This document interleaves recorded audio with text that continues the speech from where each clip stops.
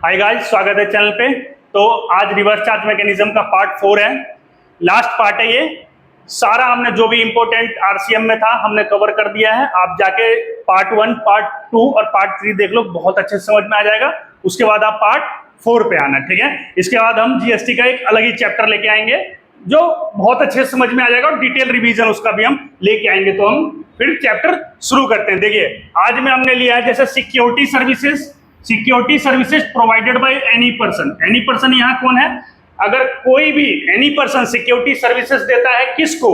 Registered person को। आपको पता ही है आरसीएम बेसिस पे टैक्सेबल है, यहाँ टैक्सेबल है आरसीएम बेसिस, यानी कोई भी any person, if any person provided security services to registered person located in taxable territory, तो taxable under reverse charge mechanism, यानी जो भी रजिस्टर्ड पर्सन होंगे उनको टैक्स देना पड़ेगा under reverse charge mechanism. Any person में कौन कौन सा हुए जरा ध्यान रखिएगा। पार्टनरशिप फर्म, इंडिविजुअल्स, ये मैंने लिख दिया है। अदर देन, यहां ये भी ध्यान रखने वाली बात है, अदर देन बॉडी कॉर्पोरेट, ठीक है ना। एक बार फिर हम आपको पढ़ देते हैं। Security services provided by any person कौन? पार्टनरशिप फर्म, इंडिविजुअल्स, ईटीसी, ठीक है। Other than body corporate to registered person located in taxable territory, ठीक है, टैक्सेबल अंडर आरसीएम बेसिस। यानी किसे टैक्स देना होगा गवर्नमेंट को? तो रजिस्टर्ड पर्सन को। इन 4 केसेस को छोड़ के अगर एनी पर्सन इनको अगर सर्विसेज देता है, इनको अगर सिक्योरिटी की सर्विसेज देता है, किन किन को? डिपार्टमेंट को, एस्टेब्लिशमेंट को, सेंट्रल गवर्नमेंट के, स्टेट गवर्नमेंट के, लोकल अथॉरिटी के, या गवर्नमेंट एजेंसीज को, या composition tax payer under section registered under section 10 में, which has taken registration only for TDS under section 51। इस केस में इन 4 सर्विसेज को अगर एनी पर्सन अगर सर्विसेज दे रहा है, इन 4 लोगों को, उस पे आपको फॉरवर्ड चार्ज मैकेनिज्म एप्लीकेबल होगा। नंबर 1, नंबर 2, नंबर 3, एस्टेब्लिशमेंट भी जोड़ दिया तो चौथा वही हो गया। इस पे फॉरवर्ड चार्ज मैकेनिज्म लगेगा, ठीक है ना। यानी एनी पर्सन कौन से? इंडिविजुअल हो गया, पार्टनरशिप फर्म हो गया, अदर देन बॉडी कॉर्पोरेट। अगर कोई भी सिक्योरिटी सर्विस देता है रजिस्टर्ड पर्सन को तो आरसीएम बेसिस पे टैक्सेबल है। लेकिन यही अगर security services department of central government, state government, local authority, या दूसरा establishment of central government, state government, local authority, तीसरा गवर्नमेंट एजेंसीज, चौथा कंपोजिशन टैक्स पेयर, ठीक है, अंडर सेक्शन 10 वाला, which has taken registration for TDS under section 51। इस case में forward charge mechanism लगेगा। यानी कि यहां जो आरसीएम वाले पे है, टैक्स पे करने की जिम्मेदारी किसकी हुई? रजिस्टर्ड पर्सन की, ध्यान रखिएगा। और यहां टैक्स पे करने की जिम्मेदारी किसकी हुई? सप्लायर की। सप्लायर कौन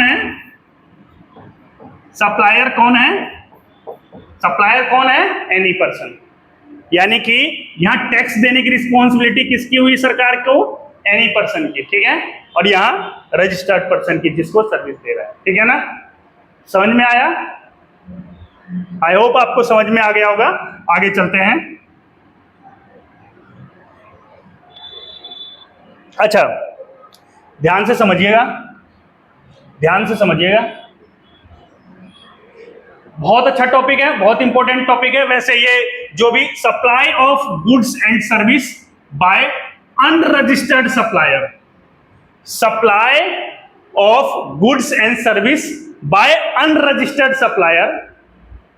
to specified class of registered supplier, recipient, unregistered supplier. कौन से सप्लायर? Unregistered supplier. कोई भी सर्विसेज का सप्लाई करता है, supply of goods and services by unregistered supplier to specified class of registered supplier. अच्छा, इस सेक्शन में specified class of registered supplier किसको कहा गया है? देखिए जरा, यहां हम बात कर रहे हैं रियल एस्टेट सेक्टर की। रियल एस्टेट सेक्टर की बहुत इंपॉर्टेंट टॉपिक है बच्चे। बहुत इंपॉर्टेंट टॉपिक है, पेपर में आने की संभावनाएं बहुत ज्यादा होता है। इधर you are in CA inter और सीए फाइनल, बहुत इंपॉर्टेंट है, कई बार पूछ देता है, ऑब्जेक्टिव में पूछ सकता है ये आपसे, ध्यान से देखिएगा। Supply of goods and service, कोई भी गुड्स एंड सर्विस का सप्लाई कर रहा है by unregistered person to specified class of registered recipient, इसमें आरसीएन लगेगा। आपको पता है कि सप्लायर अनरजिस्टर्ड है लेकिन रिसिपिएंट रजिस्टर्ड है, वहां आरसीएम लगेगा, यानी recipient has to pay tax to the government. ठीक है, समझ में आया? यहां हमने बात किया specified class of registered recipient, यानी इस सेक्शन में जो हम specified class of registered recipient की बात कर रहे हैं वो है हमारा रियल स्टेट सेक्टर। क्या है हमारा? Real estate sector. आगे देखते हैं, देखिए इस पे हमने टैक्स रेट भी थोड़ा आगे जाके डिटेल में हमने इसको पढ़ाया है, इस पे टैक्स रेट भी हमने बात किया कि इस पे टैक्स रेट क्या एप्लीकेबल होगा, जीएसटी रेट क्या एप्लीकेबल होगा, ध्यान से देखिएगा। Effective rate of GST on real estate sector for new project by promoter constructor. समझ में आया? इफेक्टिव रेट ऑफ जीएसटी, क्या इफेक्टिव रेट होगा GST on real estate sector? जो नए प्रोजेक्ट होंगे उस पर इफेक्टिव रेट ऑफ जीएसटी क्या होगा? किसके लिए? प्रमोटर के लिए, कंस्ट्रक्टर के लिए क्या होगा? बाय प्रमोटर जो भी इफेक्टिव रेट होगा क्या होगा? देखिए अगर वो कंस्ट्रक्शन, अगर कोई भी प्रमोटर हो गया या कंस्ट्रक्टर हो गया, अगर वो अफोर्डेबल हाउस कंस्ट्रक्ट करते हैं, affordable house, construction of affordable house, उस पे जीएसटी 1% से लगेगा विदाउट क्लेमिंग आईटीसी। अब आपने यहाँ अफोर्डेबल हाउस सुन लिया कि क्या अफोर्डेबल हाउस होता है। देखो कोई भी बिल्डर जब बिल्डिंग बनाता है ना तो दो तरीके का बिल्डिंग बनाता है, एक अफोर्डेबल हाउसिंग सोसाइटी होता है और एक महंगा होता है। अफोर्डेबल क्या होता है? अफोर्डेबल हाउसिंग सोसाइटी उसे ही कहते हैं जो आम आदमी के खरीद के रेंज में हो, उसे अफोर्डेबल हाउस कहते हैं। जैसे मैं अगर बिहार में जा रहा हूं, मैं बिहार में अगर कोई फ्लैट खरीदता हूं तो मेरी इनकम वहां के हिसाब से अगर 10, 12, 15, 20 लाख तक फ्लैट है तो वो हमारे लिए अफोर्डेबल हाउस हुआ। समझ में आया? अब इस केस में क्या है मैं आपको अभी बता रहा हूं। आपने एक चीज देख लिया, construction of affordable house, construction of affordable house. Affordable house generally एक तो आपका हाउस जो होना चाहिए, जरा ध्यान से देखिएगा, अफोर्डेबल हाउस में देखिए जरा, अफोर्डेबल हाउस में एरिया जो होना चाहिए आपके घर का, एरिया जो होना चाहिए अफोर्डेबल हाउस की हम जब बात करें, एरिया आपके घर का होना चाहिए 60 स्क्वायर मीटर। अगर मेट्रो सिटी में है, एरिया आपके घर का होना चाहिए 60 स्क्वायर मीटर अगर मेट्रो सिटी में है। अगर नॉन मेट्रो सिटी में है तो 90 स्क्वायर मीटर आपके घर का एरिया होना चाहिए, प्लस जो उसकी वैल्यू होनी चाहिए वो 45 लाख तक वैल्यू होनी चाहिए, उसे हम अफोर्डेबल हाउस में गिनेंगे। समझ में आया? कोई भी बिल्डर अगर अफोर्डेबल हाउस कंस्ट्रक्ट कर रहा है तो अफोर्डेबल हाउस पहले तो हम किसे कहेंगे? अफोर्डेबल हाउस हम कहेंगे कि अगर वो मेट्रो सिटी में बना रहा है तो उसके एरिया कम से कम 60 स्क्वायर मीटर होना चाहिए, या नॉन मेट्रो सिटी में हो तो उसका एरिया 90 स्क्वायर मीटर होना चाहिए और उसका प्राइस अप टू 45 लाख होना चाहिए। उसे हम बोलेंगे, क्या बोलेंगे? Affordable house. उस केस में जीएसटी का रेट जो होगा बच्चों 1% होगा। कितना होगा? 1% विदाउट क्लेमिंग जीएसटी। ठीक है ना? लेकिन वही अगर construction of other than affordable house हो, यानी अफोर्डेबल हाउस के अलावा किसी हाउस का कंस्ट्रक्शन हो रहा हो तो उस पे जीएसटी का रेट है बच्चों 5% विदाउट क्लेमिंग आईटीसी। ठीक है, यानी अफोर्डेबल हाउस बना रहा है तो जीएसटी रेट 1% हुआ, और अदर देन अफोर्डेबल यानी नॉन अफोर्डेबल हाउस बना रहा है तो जीएसटी रेट 5% हुआ। एक और है कॉमर्शियल अपार्टमेंट, इस पे क्या लगेगा? देखो, commercial apartment in residential real estate project. आपने देखा होगा नोएडा में देखते हो कई बिल्डर ने अपना फ्लैट्स बनाए हुए हैं, तो ऊपर फ्लैट्स बना देते हैं, नीचे कुछ दुकानें भी बनाते हैं, या हम उसकी बात कर रहे हैं। यानी ऊपर फ्लैट बन गया और नीचे कई जगह दुकान भी होता है। ऊपर फ्लैट हो गया और नीचे का एरिया शॉप्स भी होता है, शॉप 2, 4, 5 शॉप्स भी खोल देते हैं। किसी बहुत सारे नोएडा के सोसाइटी में आपने देखा होगा, ऊपर फ्लैट है और नीचे शॉप बनाया हुआ है उन्होंने। तो यहाँ हम बात कर रहे हैं commercial apartment in residential real estate project. यहाँ भी जीएसटी, जो जीएसटी रेट है @5% विदाउट क्लेमिंग आईटीसी। अच्छा, इसमें कारपेट एरिया कितना होना चाहिए? तो जो भी आपका कॉमर्शियल अपार्टमेंट का कारपेट एरिया है, कॉमर्शियल अपार्टमेंट का कारपेट एरिया जो भी है, वो टोटल रेजिडेंशियल जो एरिया है, टोटल रेजिडेंशियल कारपेट एरिया का 15% होना चाहिए। समझ में आया? मतलब कॉमर्शियल अपार्टमेंट का एरिया कितना होना चाहिए? कॉमर्शियल अपार्टमेंट का कारपेट एरिया कितना होना चाहिए? जितना आपका रेजिडेंशियल का कारपेट एरिया है उसका 15% तक आपको कॉमर्शियल अपार्टमेंट होना चाहिए। 15% तक, not more than that, up to 15%। उस केस में क्या होगा? उस केस में हम जीएसटी का रेट 5% लेंगे। ये समझ में आया? अगर कंस्ट्रक्टर है, कंस्ट्रक्शन अफोर्डेबल हाउस का कर रहा है, उस पे जीएसटी रेट 1% लगेगा। तो अफोर्डेबल हाउस क्या हुआ? मैंने आपको बताया कि अगर मेट्रो सिटी में है तो 60 स्क्वायर मीटर और नॉन मेट्रो सिटी में है तो 90 स्क्वायर मीटर प्लस उसकी वैल्यू होनी चाहिए 45 लाख तक, वो हमारा अफोर्डेबल हाउस के श्रेणी में आया। अगर अदर देन अफोर्डेबल हाउस का कंस्ट्रक्शन है तो जीएसटी रेट 5% है। ठीक है? अगर commercial apartment in residential real estate है, कौन कौन सा? नोएडा में कई सोसाइटी हैं, उसके नीचे दुकान बन जाता है, तो कितना होना चाहिए उसका कारपेट एरिया? तो जितना भी रेजिडेंशियल का कारपेट एरिया है उसका 15% तक हो सकता है कॉमर्शियल अपार्टमेंट का एरिया। उस केस में आपको जीएसटी का रेट 5% लगेगा विदाउट क्लेमिंग आईटीसी। समझ में आया? ये हो गया। ये तो आई होप आपको ये समझ में आ गया होगा। अच्छा, इसमें कुछ कंडीशंस भी है, इसमें कुछ कंडीशंस भी है। कंडीशन क्या क्या है? देखो, वो जो मैंने रेट्स बताए हैं, उस रेट्स को क्लेम करने के लिए condition for claiming above GST rates, जो रेट्स मैंने पीछे बताए हैं 1%, 5%, उस रेट को क्लेम करने के लिए ये कुछ कंडीशन है। कंडीशन नंबर 1, कंडीशन नंबर 2 और कंडीशन नंबर 3।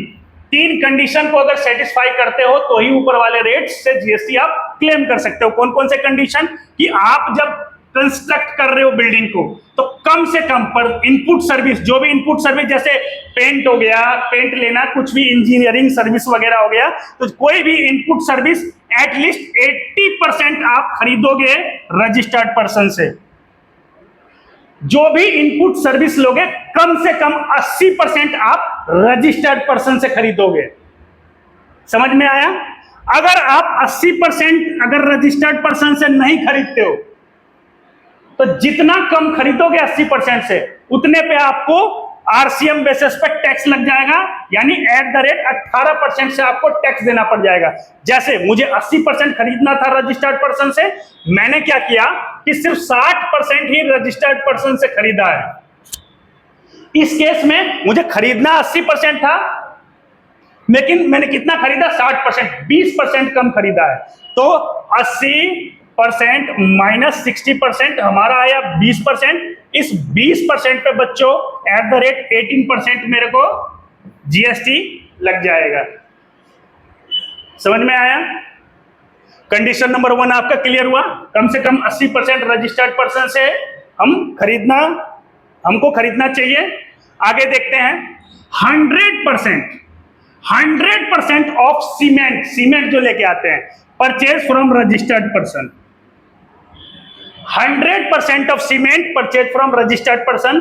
अगर 1 भी % का सीमेंट अगर हमने अनरजिस्टर्ड पर्सन से परचेज किया तो हमको आरसीएम बेसिस पे टैक्सेबल देना पड़ेगा @28%। समझ में आया? अगला देखते हैं, कंडीशन नंबर 2 आपको हो गया, सीमेंट आपको 100 के 100% रजिस्टर्ड पर्सन से लेना होगा। 100% कंडीशन नंबर 3 देखिए, 100% capital goods purchase from registered person. अगर आपने 1 भी % का कैपिटल गुड्स अनरजिस्टर्ड पर्सन से ले लिया तो आप पे उस टाइम जो भी कैपिटल गुड्स का रेट होगा वो आपको आरसीएम बेसिस पे टैक्सेबल हो जाएगा। समझ में आया तीनों कंडीशन? आगे चलते हैं। ये सर्विसेज आपकी सारे इंपॉर्टेंट सर्विसेज मैंने आपका कंप्लीट करवा दिया 4 पार्ट्स में। समझ में आया? आई होप आपको बहुत अच्छे समझ में आएगा। कुछ गुड्स भी देख लेते हैं इसके श्रेणी में क्या है। देखो, the central has specified the supply of goods in which tax shall be paid on reverse charge basis by recipient. यानी यहां भी है, जो भी गुड्स का सप्लाई होगा, जो रिसीव करना होगा, जो रिसीव करने वाला होगा वही टैक्स देगा, आरसीएम बेसिस पे टैक्स देगा। जरा ध्यान से देखिएगा कौन कौन से गुड्स है। मैंने इसकी एक छोटी सी लिस्ट बना के दे दी है आपको, बहुत ही सिंपल और एक ही फॉर्म में। सीरियल नंबर 1 पे देखिएगा, कैश्यू नट्स नॉट सेल्ड और पिल्ड। कैश्यू नट्स मतलब होता है काजू की बात कर रहा है, ये रॉ काजू की बात कर रहा है। किसकी बात कर रहा है? रॉ काजू की बात कर रहा है। यानी कि जो छिला हुआ ना हो, यानी जिसमें खोला लगा ही हुआ हो, उसकी बात कर रहा है। जो भी इसका रिसिपिएंट होगा, सप्लायर कौन होता है? वैसे ही एग्रीकल्चरिस्ट होते हैं सप्लायर। और जो भी इसका रिसिपिएंट होगा, any registered recipient, he'll have to pay tax to the government under RCM basis। दूसरा देखेगा, बीड़ी रैपर लीव्स, उसे टेंडो भी कहते हैं, बीड़ी का पत्ता। वैसे तो मैंने बचपन में देखा हुआ है, ये भी एग्रीकल्चरिस्ट में आता है। कोई भी रजिस्टर्ड पर्सन उसको ले गया, एनी आरसीएम बेसिस पे टैक्सेबल है वो। टोबैको लीव्स आपने देखा नहीं है, बड़ी बड़ी पत्तियां होता है। वैसे तो मैंने बीड़ी के रैपर, बीड़ी जिससे बनता है ना, वो लीव्स भी देख रखा है, लेकिन वो बचपन में देख रखा है, याद नहीं है अभी उतना, बट देखा हुआ उसका भी है। टोबैको लीव्स मतलब होता है तंबाकू की पत्तियां। इतने छोटे छोटे पौधे होते हैं तंबाकू के, जो जमीन में उगाए जाते हैं, इतने बड़े होते हैं, कुछ इतने बड़े हो जाते हैं, पत्तियां चारों तरफ फैले होते हैं। तंबाकू की खेती हमारे यहाँ भी होती है। वो सूखता है, उसे सुखाया जाता है, तब जाके सुखा के बाद, वैसे गांव में तो वैसे ही खा लेते हैं सुखाने के बाद अपना वो चूना उना लगा के, लेकिन फिर कंपनियों को अगर बेचते हैं तो फिर वो प्रोसेस करके और चूना उना मिला के फिर आपको दिया जाता है, जैसे आप चैनी खैनी सूती वगैरह देखते हो। तो कोई भी टोबैको लीव्स है वो भी यही है, एग्रीकल्चरिस्ट में है, सप्लायर में। और कोई भी रिसिपिएंट है, जो भी any registered recipient, he will have to pay tax to the government. Silk yarn मतलब होता है रेशम के धागे। कोई भी मैन्युफैक्चरर है, कोई भी मैन्युफैक्चरर, सप्लायर कौन है? कोई भी मैन्युफैक्चरर जो होता है सप्लायर होता है, और जो भी रिसिपिएंट हो गया, एनी रजिस्टर्ड रिसिपिएंट है, he will have to pay tax to the government. Supply of lottery, कुछ ऐसे स्टेट्स भी होते हैं जो लॉटरी सर्विसेज को लीगल कर मानते हैं, जैसे कोई भी सप्लाई ऑफ लॉटरी है किसके द्वारा? Central government, state government, union territory, local authority के द्वारा। इस केस में जो भी सेलिंग एजेंट है, he will have to pay tax at the RCM basis. Recipient कौन माना जाएगा? सेलिंग एजेंट माना जाएगा। ठीक है, आगे देखते हैं। यूज्ड व्हीकल सीज्ड या कॉन्फिस्केटेड गुड्स, यानी जब्त किया हुआ। कॉन्फिस्केटेड मतलब होता है जब्त किया हुआ माल। वेस्ट एंड स्क्रैप एटीसी, कोई भी गवर्नमेंट अगर इसकी सेल करता है, कोई भी, central government, state government, union territory, local authority, अगर किसी एनी रजिस्टर्ड पर्सन को सेल करता है तो रिसिपिएंट कौन हुआ? Registered person. He will have to pay tax on that goods at RCM basis. अब गाड़ी सीज हो गई, थाने में जमा रहता है, कई बार अब कोई लेने ही नहीं आया, वो फिर गवर्नमेंट क्या करता है? उसको ऑक्शन कर देता है, बेच देता है, सीज किया हुआ। अब उसमें आप जाओगे, आपने लिया तो आप ही को टैक्स देना पड़ेगा उस पर, आरसीएम बेसिस पे। ठीक है, समझ में आया? आई होप आपको ये समझ में आ गया होगा। यहाँ आपको आरसीएम चैप्टर खत्म होता है। मैंने लगभग सारे इंपॉर्टेंट टॉपिक कवर कर लिए हैं। आगे मैं आपको पढ़ाने जा रहा हूं, अगला जो चैप्टर होगा हमारा जीएसटी का प्लेस ऑफ सप्लाई होगा। ठीक है, बहुत इंपॉर्टेंट चैप्टर है, क्योंकि अभी हाल ही में ये इंक्लूड हुआ है, तो इसकी इंपॉर्टेंस और भी बढ़ जाता है इस सितंबर के एग्जाम के हिसाब से। ठीक है ना? थैंक यू, जय हिंद।